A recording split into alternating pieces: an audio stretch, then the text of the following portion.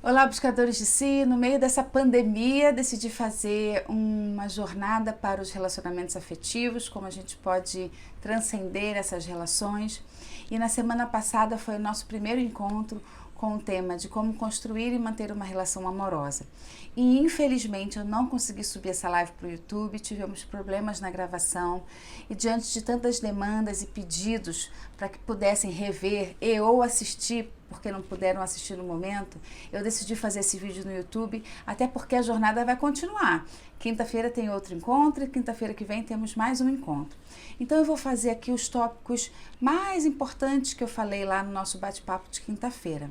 Como construir e como manter uma relação amorosa.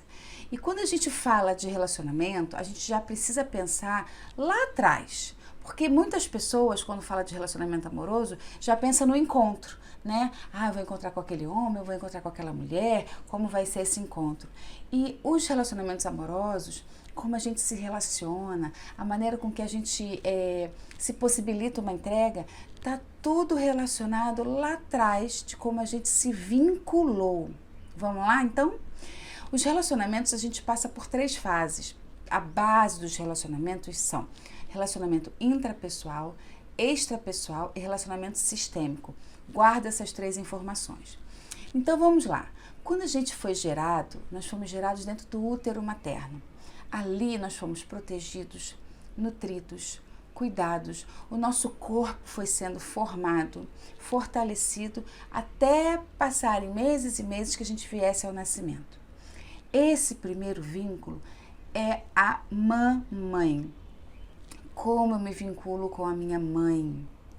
E a partir do nosso nascimento, que é cortado o nosso cordão umbilical, é um convite para a gente vir para o mundo, para a terra, para começar a experienciar outras coisas.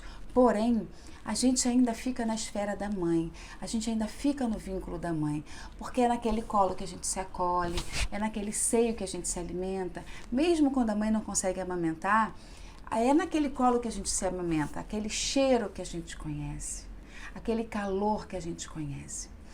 E chega em alguns meses, né, depois desse primeiro vínculo, e aí eu quero falar desse vínculo, o importante desse vínculo é o seguinte: esse primeiro vínculo com a mãe, ele diz muito de como a gente se relaciona com as nossas emoções. É o nosso relacionamento intrapessoal, nossos sentimentos, nossas emoções, como eu lido com isso, como eu olho para isso, como eu atravesso. Se eu tenho um relacionamento tranquilo com a minha mãe, se eu tive um vínculo gostoso com a minha mãe, se eu reconheço que aquele colo foi nutritivo e formador da minha identidade, eu também consigo olhar para as emoções, eu também consigo olhar para as minhas sombras e, ao olhar para elas, encará-las. Agora, se eu tenho um mau relacionamento com a minha mãe, se eu não consigo reconhecer esse vínculo, eu já tenho dificuldade de olhar para os meus próprios sentimentos. E aí são vários emaranhamentos que a gente constrói ao longo da vida. Então, o nosso vínculo primal é com a nossa mãe. E é o nosso vínculo que diz muito do nosso momento intrapessoal, de como a gente se relaciona intrapessoalmente. O nosso segundo vínculo é o nosso pai. E quem permite com que a gente vá ao nosso pai é a nossa mãe. Depois de uns meses, mesmo que os nossos pais estejam ali no cuidado direto, da troca de fralda, do banho, a gente ainda está na esfera da mamãe. Mas vai chegando um momento que a nossa mãe vai permitindo com que a gente vá ao nosso pai. E nessa ida ao nosso pai, a gente vai percebendo que o diferente também tem valor. Aquele cheiro diferente, aquele colo diferente, aquele calor humano diferente. Então, esse diferente, que é o nosso primeiro diferente, a nossa primeira experiência, é e também tem valor. Então, a maneira com que a gente se vinculou e com que a gente se vincula com o nosso pai hoje, diz muito de como a gente se relaciona extrapessoalmente. Como a gente se relaciona com o nosso trabalho, com os nossos amigos, com os nossos familiares em geral. Então, como eu me relaciono com meu pai? É de uma maneira afetiva, de uma maneira agressiva? Eu considero meu pai, eu não considero meu pai? Eu considero o externo? Eu entendo que o trabalho é importante para mim? Tudo isso está falando dos primeiros vínculos. A mãe, os nossos sentimentos internos, como eu olho para as minhas sombras e minhas potencialidades. E o pai, os nossos relacionamentos externos, como eu olho e vejo esse mundo aqui fora que se apresenta com tantas diversidades e com tantas oportunidades da gente crescer e amadurecer. Então, esses primeiros vínculos são fundamentais para como a gente vai se relacionar lá na frente. Então, o relacionamento sistêmico, que é a terceira base, eu vou falar um pouquinho mais à frente.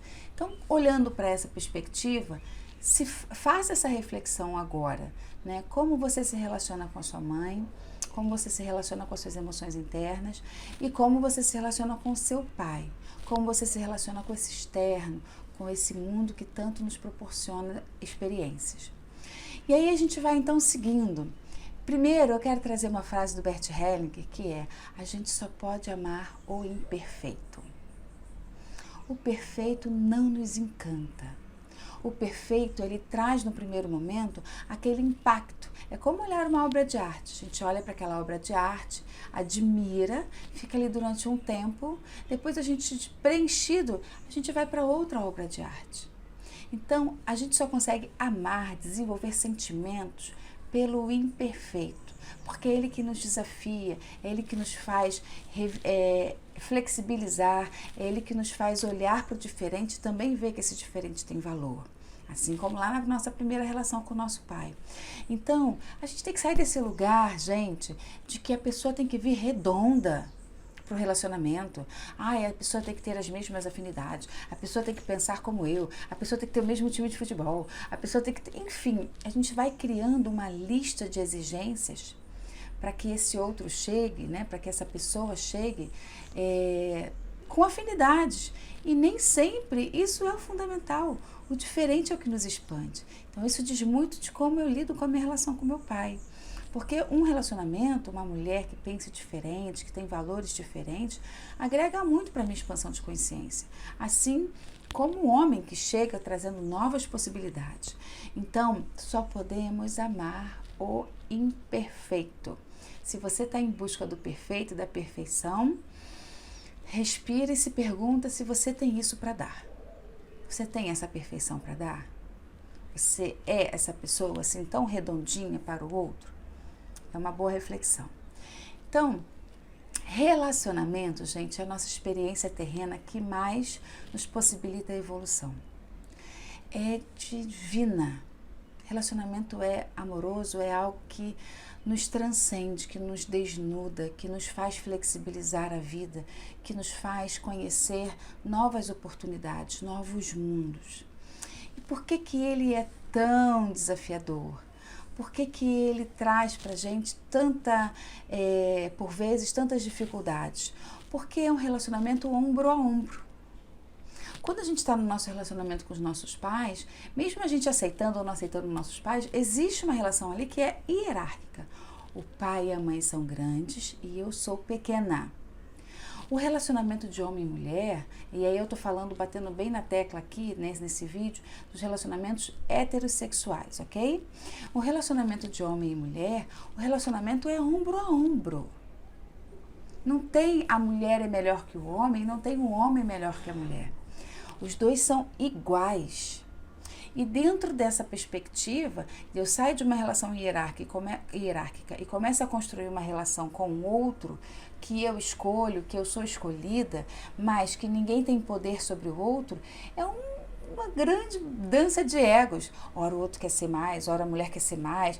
E aí a gente vai se afinando e dançando a mesma música e compreendendo que isso é uma complementariedade. Que isso é uma troca de amor, que é uma troca de evolução. Então, se faz necessário compreender que o outro não vem redondo, que o outro não é perfeito, que eu não sou perfeita e que o relacionamento faz parte do ciclo natural da vida. Nós somos preparados desde pequenininhos, na nossa infância, na nossa juventude, na nossa idade adulta. Quando a gente começa a ganhar o nosso dinheiro, a gente já tem como premissa ali, mesmo que inconscientemente, um desejo de encontrar um companheiro ou uma companheira de jornada. Porque isso faz parte do ciclo natural da vida. porque quando a gente encontra alguém, a gente faz a vida seguir adiante através dos filhos. Quando a gente tem um relacionamento amoroso e tem filhos, a gente está podendo trazer crianças para essa terra e criar novas gerações mais conscientes. Com a consciência que eu tenho hoje, eu vou transpor para o meu filho e o meu filho vai transpor assim por diante. Então, o relacionamento, ele é fundamental, porque eu vim de um relacionamento entre meu pai e minha mãe, você veio de um relacionamento do seu pai e da sua mãe. E o relacionamento vai trazer novas possibilidades, novas sementes para essa terra. Então, quando a gente entende isso, que faz parte do ciclo natural da vida se relacionar, isso fica mais leve e sai dessa cobrança que a gente fica, né? Tem que me relacionar logo. Calma, vai acontecer.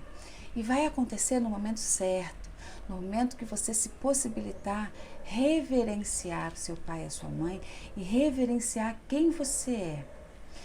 Essa é uma grande dificuldade, um grande ponto que é importante se elucidar, por que muitas pessoas têm dificuldade de se relacionar e manter um relacionamento. No relacionamento de pai e mãe, como eu falei anteriormente, estamos numa relação hierárquica. No relacionamento de casal, estamos no ombro a ombro. E o que dificulta a gente construir e manter um relacionamento? Quando a gente não ocupa o nosso lugar na nossa família de origem.